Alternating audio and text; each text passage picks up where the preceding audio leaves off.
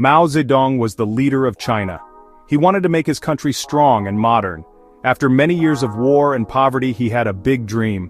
He believed China could quickly catch up to powerful countries like Great Britain and the United States. He did not want to wait for many years. He wanted this change to happen very fast in just a few years. This powerful idea was born from a desire to show the world the strength of his communist vision and to secure China's place as a global leader. He thought that, with enough willpower and collective effort, anything was possible for the Chinese people. Mao's plan was called the Great Leap Forward. It started in 1958. The main goal was to change China from a nation of farmers into an industrial powerhouse. He thought the country's biggest strength was its huge number of people. If everyone worked together towards the same goals, he believed they could achieve miracles. He told the people that their hard work would build a new, better China. This message was very powerful. It gave many people hope for a future free from hunger and weakness, a future where China stood tall and proud on the world stage. To make this dream a reality, Mao wanted to control every part of life. He believed that individual farms and small businesses were slow and inefficient. He wanted to organize people into very large groups to work on big projects. This meant changing how people lived, worked, and even ate. The government would decide what to grow, what to make, and how everything would be shared. This top-down control was seen as the fastest way to mobilize the entire population for his ambitious industrial and agricultural goals, bypassing traditional methods of development. The promise was a paradise on earth. Propaganda posters showed happy, well-fed families in fields full of crops. They showed smoke rising from new factories, a sign of progress. Mao Zedong promised that after a few years of very hard work, everyone would have plenty of food and modern things. People were encouraged to sacrifice for this bright future. They were told that their personal needs were less important than the needs of the country. This powerful vision convinced millions to follow his lead, believing they were building a stronger nation for their children. One of the first big changes was the creation of people's communes. The government took away private land from farmers. Families were forced to live and work together in these huge communes, which could have thousands of people.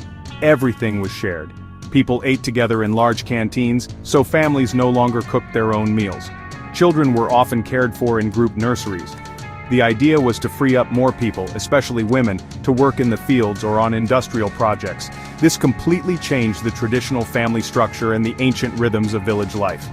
Another key part of the plan was to make steel. Mao believed that steel production was the measure of a modern country. He ordered the creation of small backyard steel furnaces in every village and city neighborhood. People were told to melt down any metal they could find. They gave up their cooking pots, farming tools, and even the metal hinges from their doors. Millions of people stopped farming to work at these furnaces day and night. They were not trained steel workers, and they followed instructions that were not based on science or expertise in metallurgy. The government also introduced new, unproven farming methods. Mao listened to ideas that were not scientific. One idea was to plant seeds very, very close together. The leaders believed that this would produce more grain in a small area. Another idea was deep plowing, which meant digging much deeper into the soil than usual. They said this would help the plants grow better. Experts who disagreed with these ideas were often punished or ignored. They were called enemies of progress. These radical changes were forced upon farmers across the entire country, with little regard for local conditions or generations of agricultural knowledge. At first, there was a lot of energy and excitement. People worked very hard because they believed in the promise of a better future. They chanted slogans and competed to see which commune could produce the most. The government controlled all the newspapers and radio, which were filled with stories of amazing success. They showed pictures of massive harvests and high-quality steel. These reports created a sense of momentum and made it seem like the Great Leap Forward was a huge success, encouraging people to push even harder to meet the ever-increasing targets set by the leadership. The great plans soon started to fail badly. The backyard furnaces did not work as planned. The steel they produced was of very low quality. It was brittle and useless for making tools or building things. It was just lumpy, worthless metal. By melting down their useful farming tools like plows and hoes, the farmers had created a bigger problem. When it was time to work in the fields, they did not have the tools they needed. This meant that planting and harvesting became much more difficult, setting the stage for a disaster in food production across the entire nation. The new farming methods also led to catastrophe. Planting seeds too close together meant the plants did not have enough space, light, or nutrients to grow. They choked each other out and died. Deep plowing destroyed the good topsoil and ruined the land for future crops. With millions of men and women busy making useless steel, there were not enough people left to work properly in the fields. The people who were farming lacked the tools and the knowledge to succeed under these new rules. The result was that crop production fell dramatically, far below what was needed to feed everyone. To make things worse, local officials were under huge pressure to report success. They were afraid to tell Mao and the central government that the plans were failing. So, they lied. They greatly exaggerated how much grain their communes had produced. They would gather grain from many fields into one small area to take a photograph for the newspapers. These false reports made the leaders in Beijing believe that there was more food than ever before. Based on these lies, the government took even more grain from the countryside to feed the cities and to export to other countries.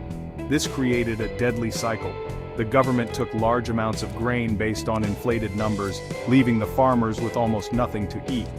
When the real, much smaller harvest came in, officials would accuse the peasants of hiding food. They would search houses and torture people to force them to give up their last remaining supplies. People who complained or questioned the policies were beaten or imprisoned. The system of fear and lies meant that the growing crisis was hidden until it was far too late to stop it. The very people who grew the food were the first to starve. The result of these failed policies was a terrible famine. It was one of the worst famines in all of human history.